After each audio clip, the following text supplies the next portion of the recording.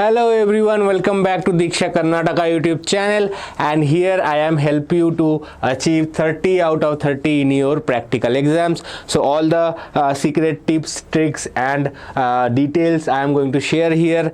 Okay, I am not going to talk about all the individual practicals here, but it will be a guide for your exam practice, what you have to do, what you have to be careful before entering the exam hall, and what you should be careful about while doing the exam in the practical room, right? So your practical exam will be starting very soon. So without any delay, let us look into what are all the experiment that you are going to answer, right? So first of all, these are the 14 list of experiments given by PUC board. You can check that from PUC website, or it is obviously available in your lab. And out of this 14, 12 are mandatory to be performed in your college, or you have to be smart about it. So tell me how many experiments was conducted in your college and how many you have recorded, right? And don't wait for the last minute. Try to finish your record book as quickly as possible. Get it stamped and signed by the examiner head of the department, right? Now let's look into the marking scheme. Many students are not aware that how they are going to be evaluated in the exam hall. They are so much in panic mode that, sir, I have done the experiments, but I have not done the experiments. I have just simply copied it from my friend. I don't know what to do. I have seen a lot of these kind of questions from the students. Just be careful in the exam hall. If you are writing the exam in your college, then definitely you have some advantage. If your college is new and you have to go to some other college as a visiting student to their college to write their exam, then maybe you have certain disadvantage. But remember that the internal in that exam will still be from your college. Even maybe the atmosphere, the experiment setup that you are doing is in a different college, but the internals that are sitting there should be from your college. So don't be afraid, your teachers will be there. So relax, enjoy, right? And let us look into the scheme of the exam, how your marks will be distributed. First of all, the performing the experiment, 20 marks. So 20 marks is there on the day of experiment, so you can score 20 marks on the day of experiment. We will look into it in detail, that only the experiment final result is not super important. Okay, the steps are more important. We will see that in a while, but you have to also remember that Viva-voce, that is the external or internal, whoever is there, they will ask you few questions related to the experiment that you have performed. Based on that, 4 marks will be given to you again. So 4 marks is there. And practical record book, throughout the year whatever you have recorded in your record book, that can give you up to maximum of 6 marks. Okay, now if you just submit a practical record book, will you get 6 marks?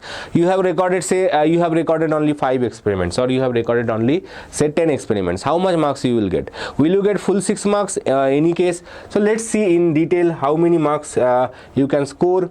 So first of all, total number of experiments are there in the list is 14. I already showed you what are all the 14 experiments. You can go back and check, pause the video and check all the list. Otherwise you can download it from PU board website. It is available there, or as I said, you can find it in your college laboratory, right? So total 14 experiments are to be performed and minimum 12 experiments to be recorded. Now I know many colleges, they do not actually perform this 12 experiment holistically. They share their seniors record book, they just copy it and they just submit it, right? So 12 experiment anyhow, it has to be recorded in your record book no matter what. Okay, maybe you have done only 8 experiment, maybe you have done only 6 experiment, maybe you have done 10 experiment in your college, but 12 experiment has to be recorded in your record book no matter how many you have performed in the laboratory. Does not matter. Okay, so it is immaterial how many you have performed. 12 has to be recorded. Very important. What will happen if I don't record 12? So here is the list of marks that you will get if you do not record 12. So first of all, if the student has performed and recorded 12 experiments or more, 6 marks will be awarded. Okay, definitely performed is not super important, because no one going to check that whether you have performed all the 12 experiments or not. That is, there is no scope for that. Yes, how the experiment is given to you, that varies from college to college, institution to institution. Like in our institution, when I was a student, there was no cheating allowed at all. So we have to take a lottery system. Okay, first there will be a list of experiments given to you in the reverse form. Okay, you have to pick any of them. Whatever you are getting, that is your first choice. If you are not satisfied with it, then you have to wait till all the students have taken their turns, and if anything extra, anything left is there, you can choose from one of the other. Okay, so second choice, and between the first choice and second choice, you can expect, okay, second choice is better for me, maybe first choice is obviously better, so you can choose like that. But it varies from college to college. Some do it in a random lottery box. You have to put your hand, you have to pick one cheat and whatever experiment you are getting. In some colleges, they allow you, they relax you, they give you some choices. Okay, only some, I know many colleges, they give you, okay, 7-8 experiments. We do not have the setup for all the 12 experiments, all the 14 experiments. So we will give you some select 6 or 7 experiments that we have, and the results are good. So you have to at least practice those 7-8 experiments. As I said, it varies from college to college, batch to batch. Obviously not every all the students, suppose your college has 400 students, not everyone is attempting at one go. Okay, so you can discuss it with your college teachers, how they are going to perform it, how they are going to achieve it. But you have to remember that you have to show the record of 12 recorded experiment to get the full marks. Don't waste your time. If you have not completed your record book, complete it now, complete it today. Okay, so 12 experiment has to be recorded. For recording 12 experiments, you will get 6 marks. Okay, if you record one less, or if you record at least 10 of them, then you will get 5 marks. So you can imagine that for each experiment that you record, you can get up to 0.5 and in a rounded form. Okay, for 11 experiment also you will get 5 marks. For 10 experiments also you get 5 marks. For 9 experiments you get 4 marks. For 8, 9 and below, up to 5 experiment you get 3 marks. If you record below 5 experiment, 5 or 5 less than 5 experiments, you get 0 marks. So be careful. As I am saying that, don't waste your time. If you want to score centum in your final exam, if you want to score out in your final exam, then recording 12 is important. Okay, the journey towards your centum, journey towards your out score begins with the lab experiment. Lab experiment, the first exam that you are going to give for your board exam, right? So based on what subject you have chosen and what schedule you have, there will be different dates for you. But suppose your biology exam is first, your chemistry exam is next, your physics exam is last. Maybe if you're a CS student, your CS exam starts first. Maybe it depends on the rule number that you have, or sections you are studying in. A lot of factors are there, right? Your names, obviously alphabetical order, what is your roll number that is given to board. Okay, based on different factors, you will get different dates for your exam. But you have to remember that 12 experiment has to be recorded. What else? Now let us look into the details of the marking scheme on the performing the experiment on the day of the exam. So these are the previous pre-requirement, that when you are entering the exam hall, you should have a record book, 12 experiment recorded, signed. Each experiment will be signed by the lab instructor or the teacher, whoever is responsible for that, and it has to be, finally it will be stamped by the college principal and the head of the department. Okay, so it has to be recorded and stamped by each of them. Okay, be careful, be sure that your record book is of the order and everything is signed and stamped properly, right? Many colleges take precaution of that. Many colleges are a little bit careless. They ask the students to do it, and many students forget, and they, at the day of the exam, they realize, okay, I don't have the stamps from the head of the department, or I don't have the stamps from the college principal. So they run after the college principal, sir, give me the stamp, etc., etc., right? So don't do that. Make sure that your everything is recorded and in place. Now, writing the principle of the experiment. So how you are getting marks during the 20 marks that I said on the day of performing the experiment, what all you will get. So on the day of experiment, based on whatever experiment you are doing, you have to prepare another record. Right, this much is clear to you. I think you have already done the similar thing in your first PU board exam, right? On the day of exam, you have to prepare another record on the sheet provided by the board. Okay, there you have to do the same things that you have already done while writing your record book. Okay, the experiment principle, table, whatever is required. Okay, in some cases steps required is not important in most of the experiments. Okay, if I remember during our time only 1 or 2 experiments were there where you have to write the steps, but those experiments are no longer part of the syllabus, so you don't need to worry about it. Okay, so first what you have to do, you have to prepare a record. Okay, and first you have to write the name of the experiment on the top of your page, whatever experiment you are performing. Okay, then you have to write the principle of the experiment. Okay, what is the principle of that experiment? So suppose you are doing Ohm's law, then obviously the principle of the experiment is Ohm's law itself, right? So based on whatever is your main working principle of the experiment, different experiment has different principles. Okay, so that experiment principle has to be written first. Okay, so you have to write it like that, principle, then you have to write the statement or whatever formula that you are going to use. So that is the first thing, principle, you get 2 marks. Okay, then writing the formula for and explaining the terms, very important. For example, if you are, as I said, you are using measuring the resistance, resistivity of a conductor. Okay, if you are measuring resistivity of a conductor, then the formula goes R is equal to rho L by A, or rho equals to R A by L.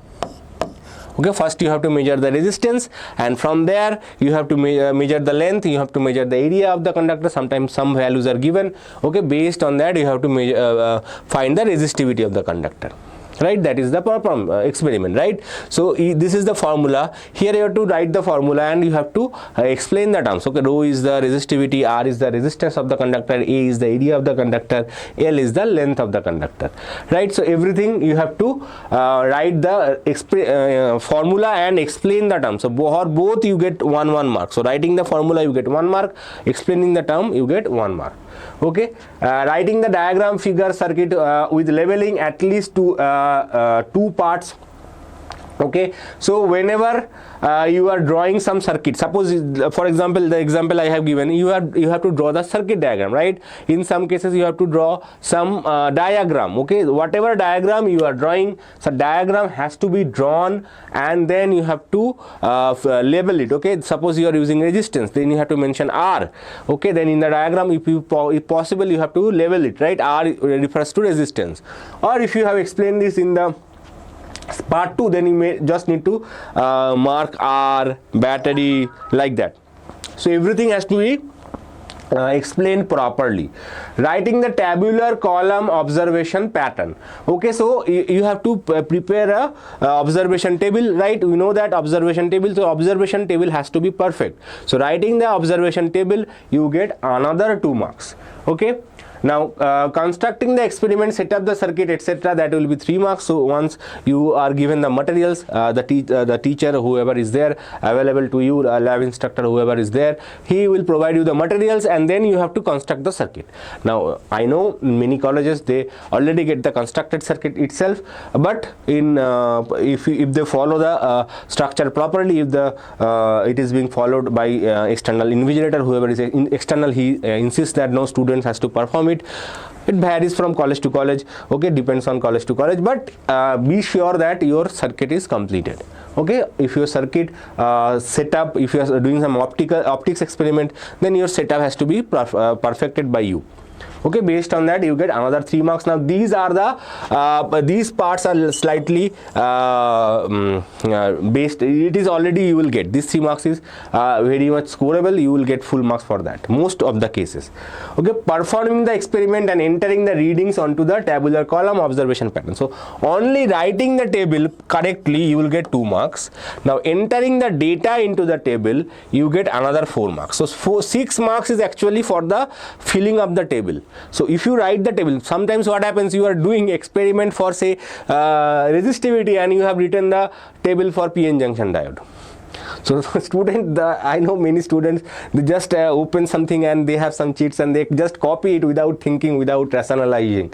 So that is why it is important to write the table correctly. For that you get 2 marks, and entering the data you get another 4 marks. So total 6 marks is actually 1.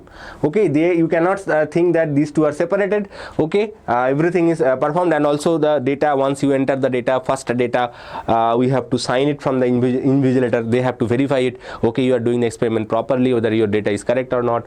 Okay, so that has to be signed by the teacher. Now substitution and calculation, plotting the graph. If there is a graph involved, you have to draw the graph. If there is only calculation involved, then you have to do the calculation.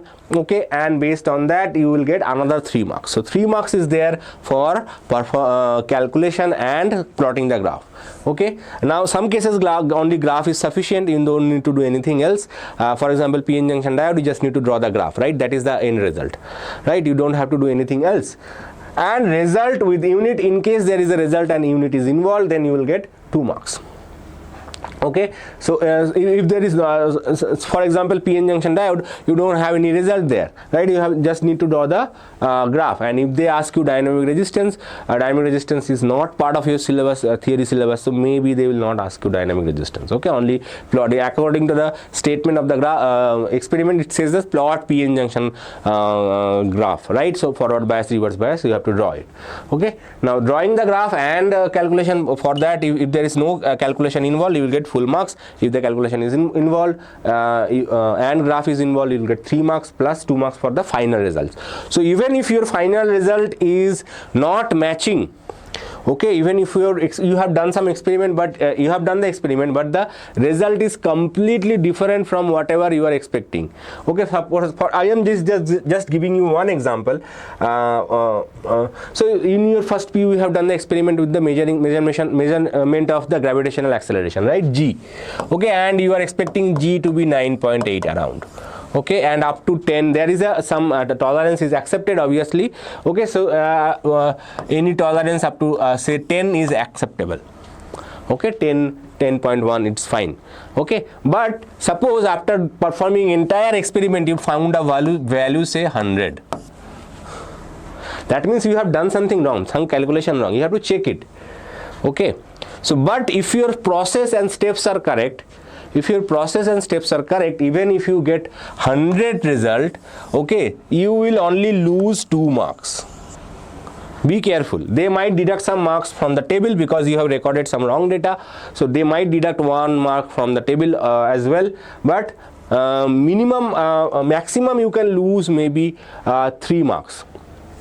Okay, even if your result is so absurd. Okay, it is not at all matching with the value. So even in that case, you still can get 27 marks. Okay, 28 marks, right? So don't be afraid even if your result is not matching. If you have done the steps, you have followed the steps, and one more important thing that I said, follow the steps of the experiment that you are assigned. Don't write any experiment from you got some cheats and you brought some cheats into the lab, and whatever experiment you got, you just started writing from the cheat.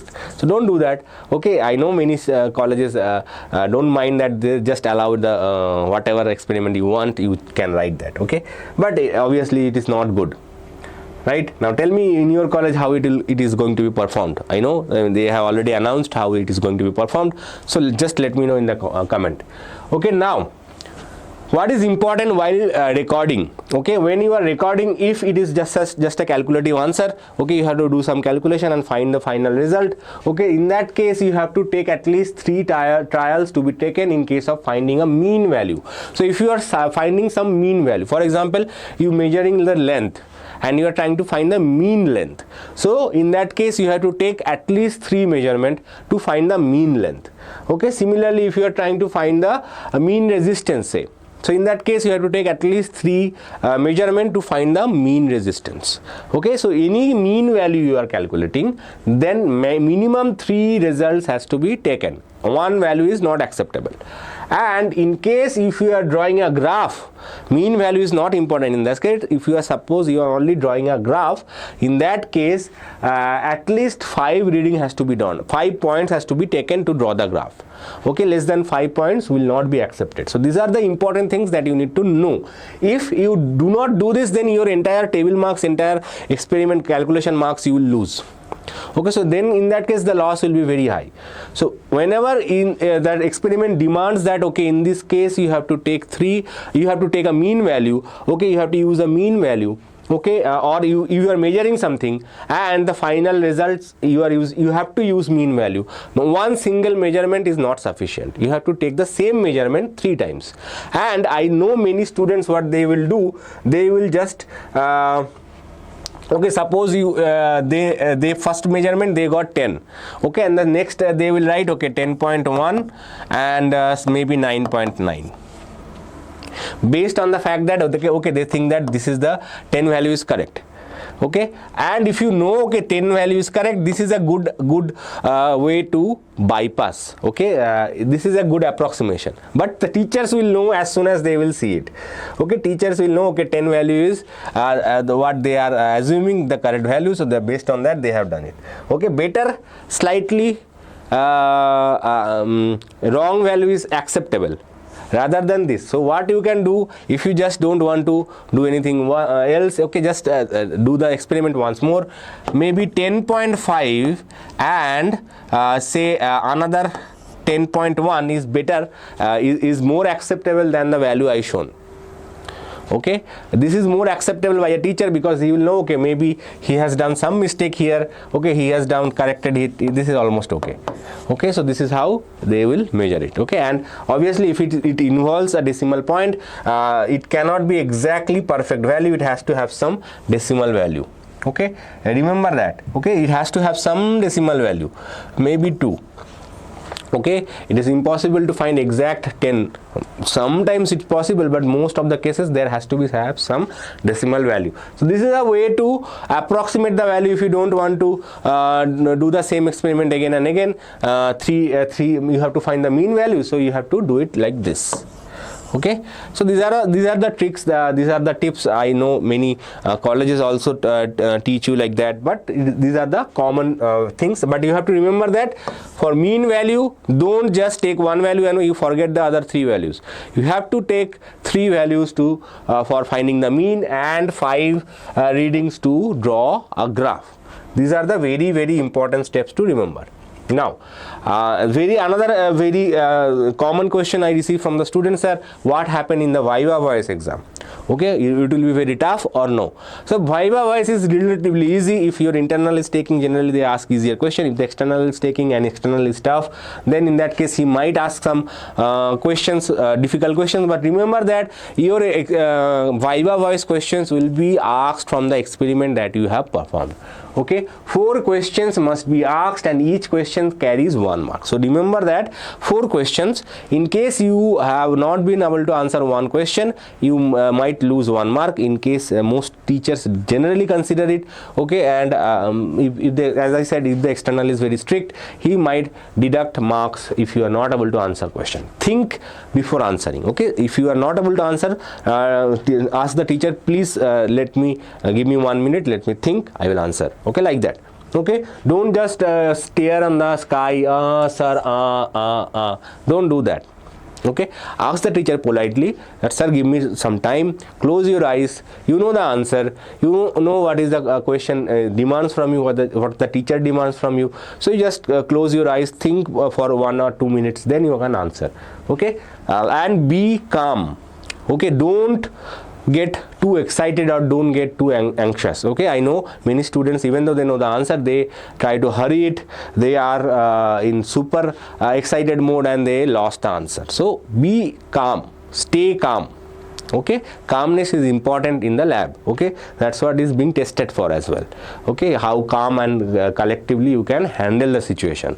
This is a big exam, so your hearts will be pumping, I know, but still be calm, stay calm, and try to answer the question politely. You will definitely be able to answer it.